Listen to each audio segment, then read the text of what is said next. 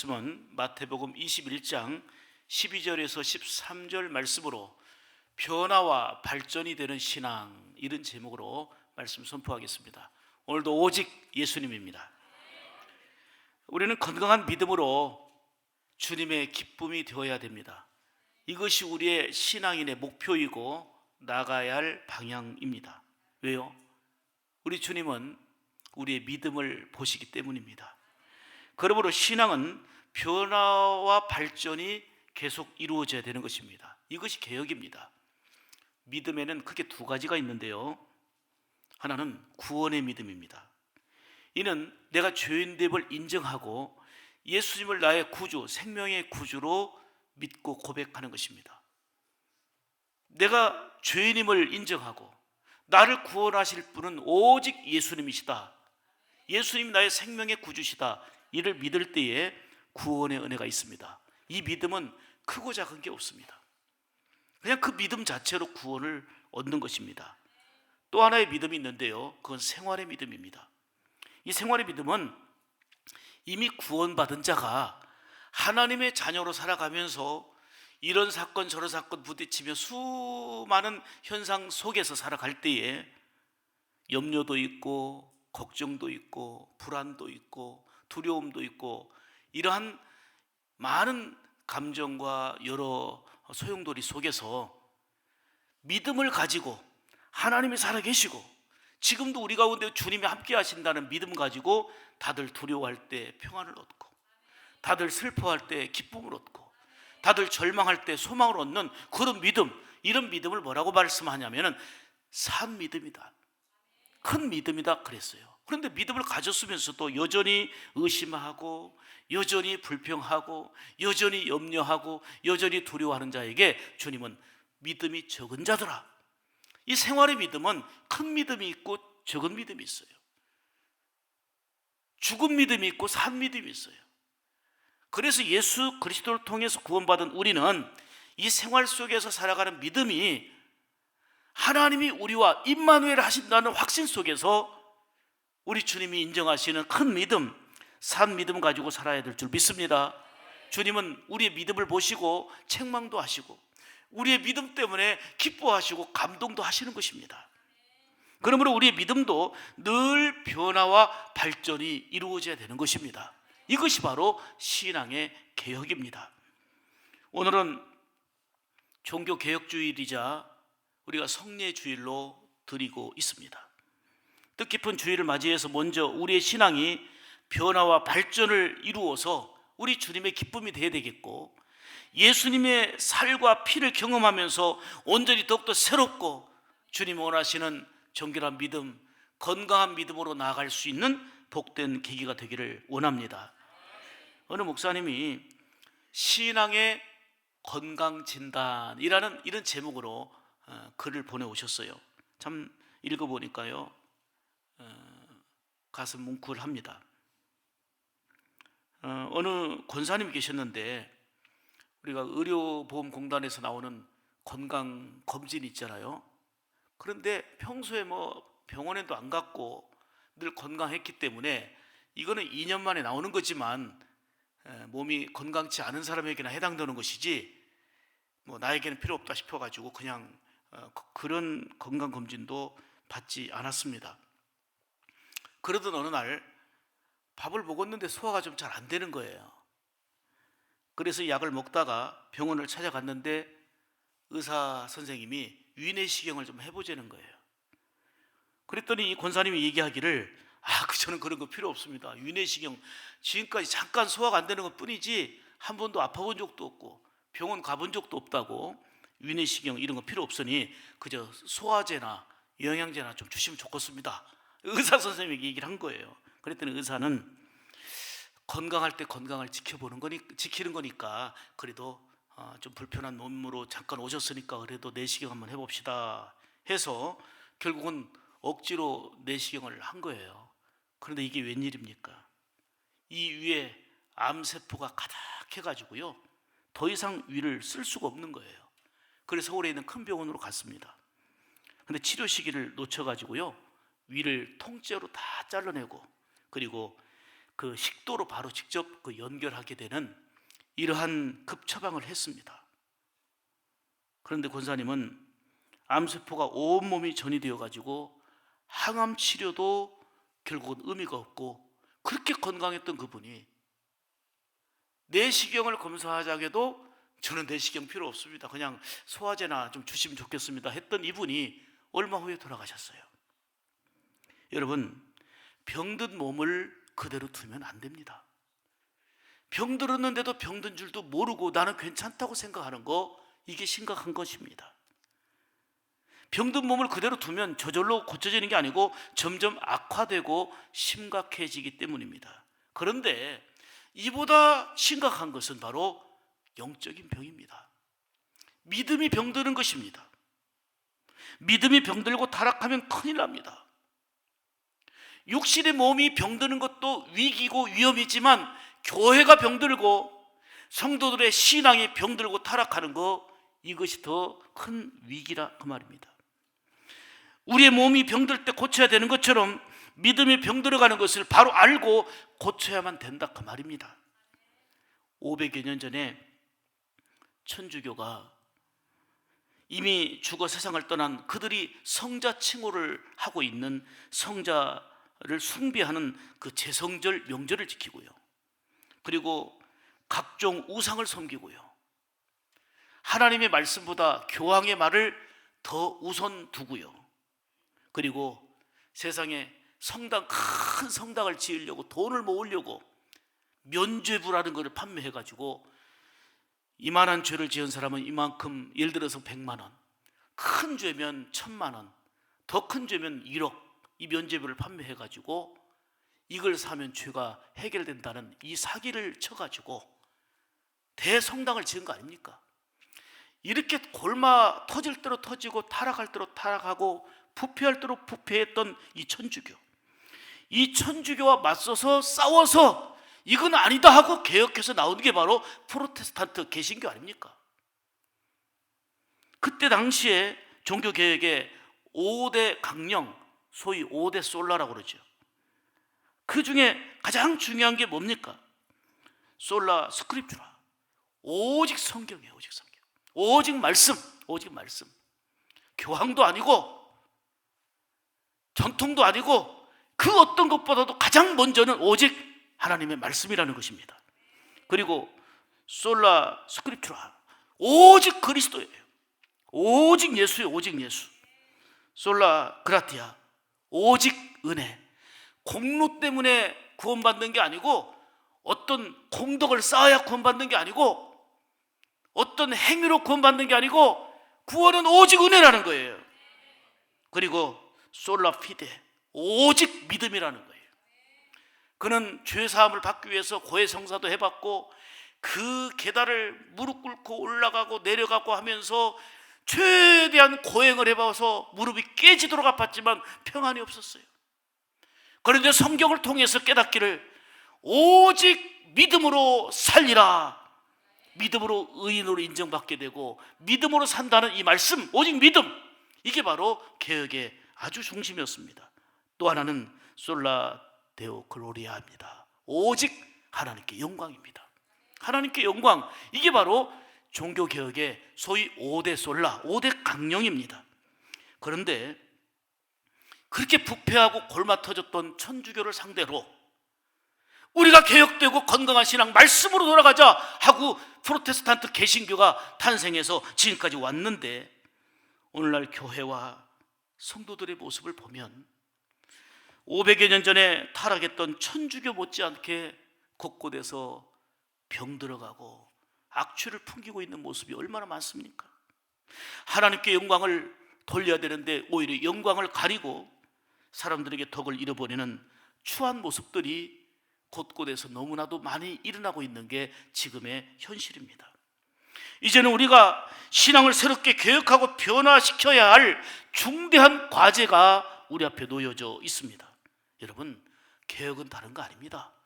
다시금 하나님의 말씀으로 돌아가는 것입니다. 하나님의 말씀으로 돌아가는 것, 그게 바로 본질을 회복하는 것입니다.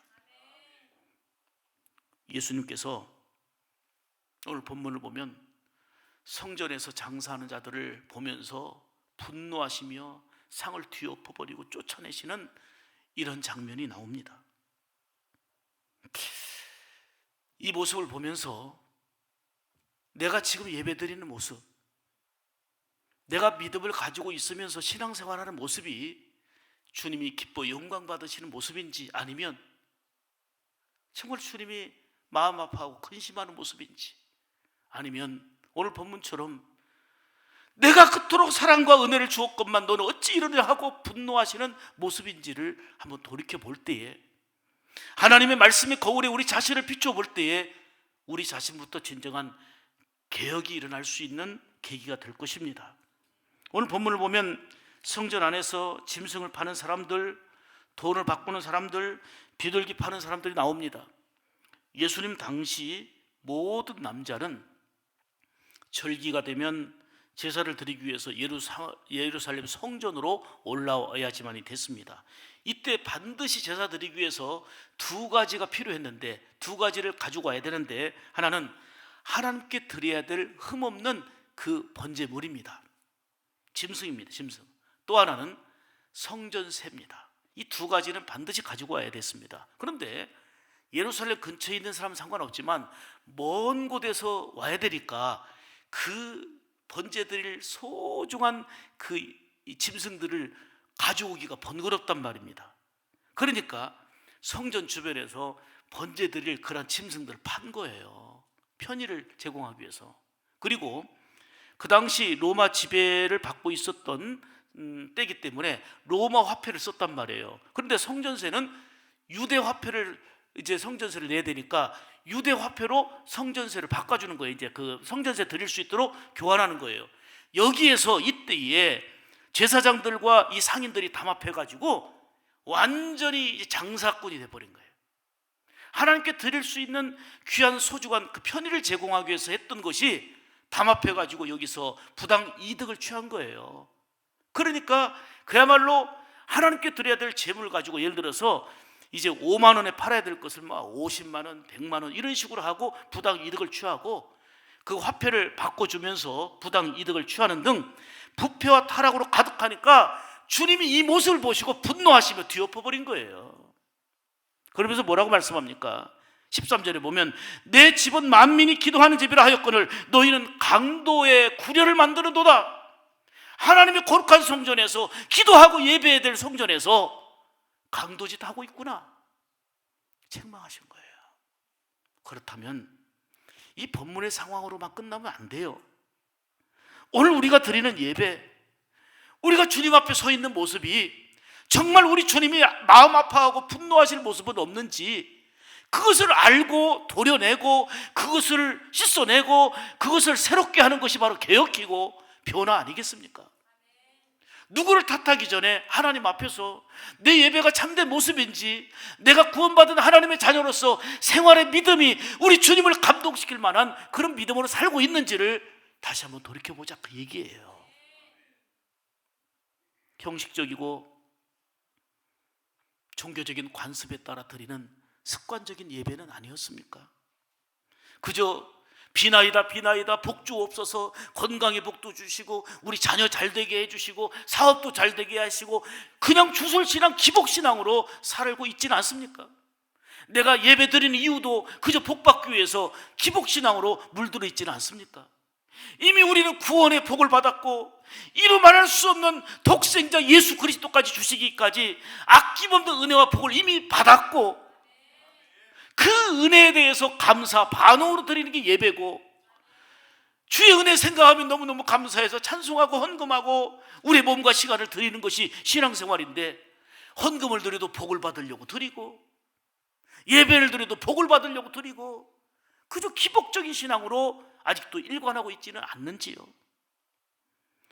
사랑하는 여러분, 성전에 들어와서 주님이 분노하시며 책망하시며 뒤엎어버리신 장면을 보면서 우리가 성전에 들어와 있는 우리의 모습을 보고 우리 주님이 기뻐 영광 받으실 것인지, 아니면 속상해하시고 분노하실 것인지를 한번 우리 자신을 점검해 보자, 그 말입니다.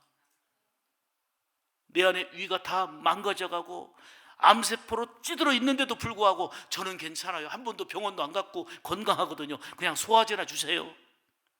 자신의 병도 모르고 아픈 것도 모르고 위내시경 한번 받고 항암 치료도 안 돼서 결국은 죽게 되는 그런 모습처럼 우리 영적인 상태가, 우리의 믿음의 상태가 그리해서는 안 되겠다, 그 말입니다. 사랑하는 여러분, 우리는 하나님의 말씀을 다시 한번 우리 심령에, 우리 영혼에 깊이 새겨 그 말씀으로 우리의 심령이 새로워지면서, 영혼이 새로워지면서 먼저 예배가 살아야 되겠습니다. 예배를 통해서 주님이 분노하고 근심하는 그런 예배가 아니라 주님이 기뻐하시고 영광 받으시는 그런 예배자가 되시기를 축복합니다. 그것이 변화요, 그것이 개혁입니다. 구원의 은혜에 대한 절대적인 감사와 헌신이 담긴 그런 찬송을 드리고요, 그런 헌금을 드리고요, 그런 예배를 드리자, 그 말입니다. 더 나가서 이 예배 시간으로 끝나지 말고 삶의 예배로 나가서 방긋 보름달로 반겨주고 사랑의 사람으로, 축복의 사람으로 변화된 이런 삶으로 이어져야 된다, 그 말입니다. 늘 제가 강조하지만 신앙만 있는 게 아니에요. 신앙이 있으면 생활이 따라야 되는 거예요. 신앙 생활인 거예요. 아멘이지요. 변화와 발전이 되는 이러한 신앙이 진정한 개혁입니다. 말씀으로 돌아가는 그러한 신앙이 건강한 운동이기 때문입니다. 오늘 이 시대의 심각한 교회와 신앙의 문제는 건물도 좋고요, 정말 모든 것이 화려하지만, 그리고 얼마나 편리해졌습니까? 그런데 그 중심에 하나님이 주인으로 계신가 하는 겁니다.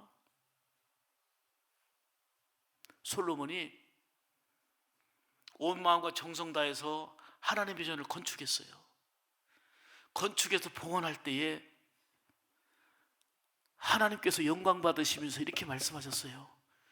이 성전은 내 집이다, 그러셨어요.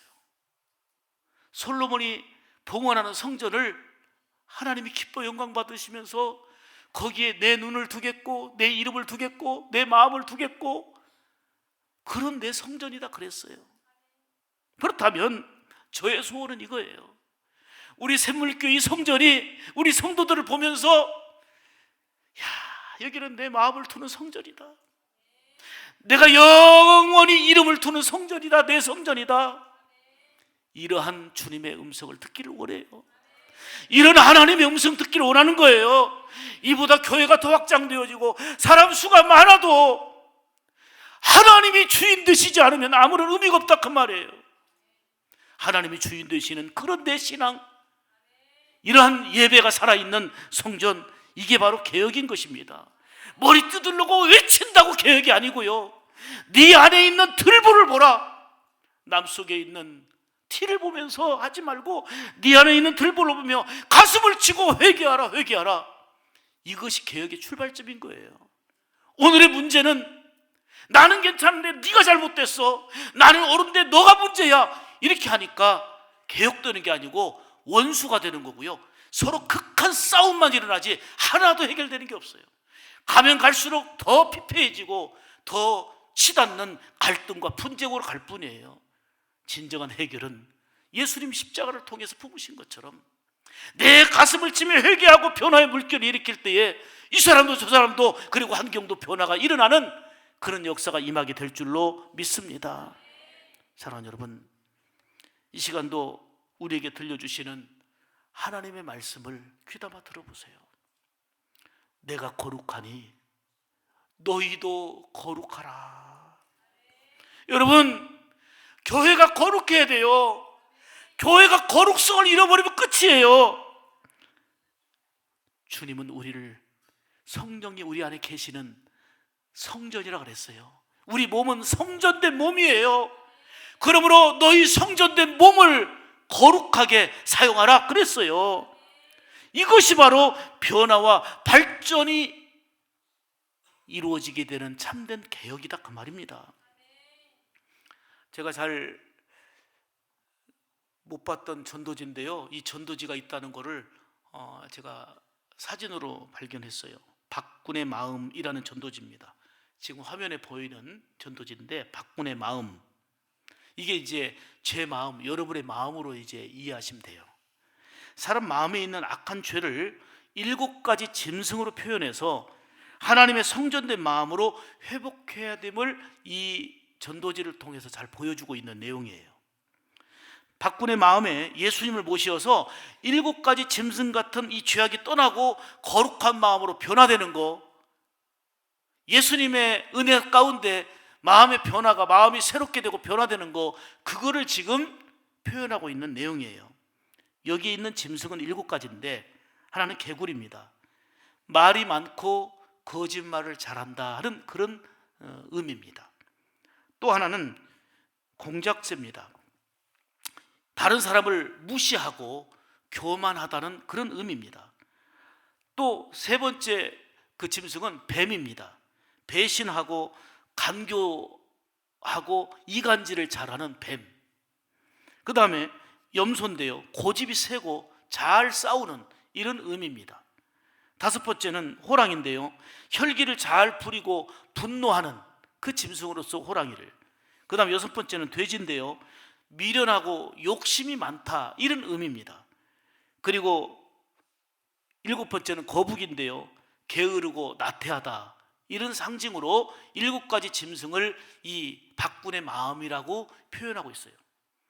이거를 예수님을 믿고 이런 짐승과 같은 이런 거짓되고 교만하고 나태하고 이간질하고 싸우고 거짓말하는 등 이런 것들을 몰아내서 우리가 성전된 몸으로 변화되고 개혁되어지는 이 삶이 필요하다, 그 얘기입니다.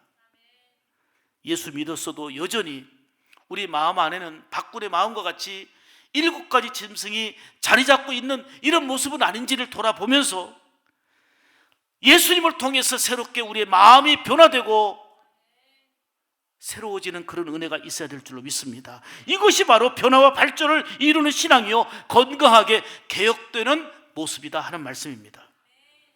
주님의 간절한 말씀에 다시 한번 청종해 보시기 바랍니다. 13절입니다. 내 집은 만민이 기도하는 집이라. 절대로 강도의 구례를 만들지 말아라. 아멘입니까? 여러분, 교회를 하나님 앞에 기도하는 하나님의 집으로 여깁니까? 신령과 진정으로 하나님을 예배하는 예배의 제단을 어떻게 여러분들을 생각하고 계십니까? 교회 오면 친교가 되고 교제가 되고 또 좋은 말 듣고 수양 쌓는 곳입니까? 사랑하는 여러분, 교회는 하나님의 집으로 하나님을 예배하는 곳입니다. 하나님 앞에 간절히 기도하는 기도의 집입니다. 그리고 나아가서 기도한 대로 은혜 받은 대로 살아가는 삶의 예배로 이어져야 되는 것입니다. 역대하 16장 9절에 말씀합니다. 여호와의 눈은 온 땅을 두루 감찰하사 진심으로 자기에게 향하는 자를 위하여 능력을 베풀어 주신다. 할렐루야. 하나님의 눈은 온 땅을 두루 감찰하신다는 거예요. 살피신다는 거예요. 그러면서 하나님께 향하는 자에게 능력과 은혜를 주신다, 그 말씀이에요. 종교개혁주의를 맞이해서 다시 한번 말씀으로 우리의 신앙이 개혁되어지고 새로워지는 은혜가 있기를 축복합니다. 예배가 달라지고 기도의 자세가 달라지고 하나님을 찬양하는 마음과 헌금하는 자세가 달라지고 우리의 삶이 달라질 수 있는 그런 은혜가 있기를 축복합니다. 변화와 발전이 되는 그런 신앙이 되자, 그 얘기입니다. 변화와 발전은 말씀으로 가능한 것입니다. 그래서 말씀 양육이 필요하고 말씀을 통한 훈련이 필요한 것입니다. 생명의 말씀을 늘 아멘하며 달게 받아야 되는 것입니다. 말씀을 잘 먹어야 건강하고 변화와 발전을 이룰 수 있는 것입니다. 상식적으로 잘 아시는 대로 몸이 건강하지 않으면, 아프면 밥맛이 없어요. 식욕 부진이 와요. 영적으로도 마찬가지예요. 하나님의 말씀을 먹지 못하고 들려지지 않는다는 것은 믿음의 상태, 영적인 상태가 병든 상태고 건강치 못하다는 상태입니다. 하나님의 말씀이 들려지고 아멘 아멘 생명의 양식으로 먹을 때에 지혜가 생기고 성결함이 있고 죄와 싸우는 능력이 있고 분별하여 하나님의 뜻대로 살아갈 수 있는 힘을 얻게 되는 것입니다. 오늘 성찬식을 통해서 여전히 주님의 몸과 피, 잔과 떡을 받으면서 주님의 살과 피로 좀 더 거룩해지고 주님 앞에 새로워지며 더 가까워져 갈 수 있기를 축복합니다. 아울러서 종교개혁주의를 맞이해서 먼저 하나님의 말씀을 통해서 내 자신이 변화와 발전이 되는 이런 신앙이 되겠다는 결단으로 새로워지기를 주의 이름으로 축복합니다. 그래야 주님이 원하시는 개혁되어지는 신앙이 그 누구가 아니라 나로부터, 우리 교회로부터 출발되어야 될 줄로 믿습니다. 변화와 발전되는 신앙으로 하나님께 영광이 되어지고 많은 사람들에게 덕을 쌓고 그리고 예수님의 귀한 빛을 드러내는 우리 교회와 온 성도들 될 수 있기를 주님의 이름으로 축복합니다. 이 시간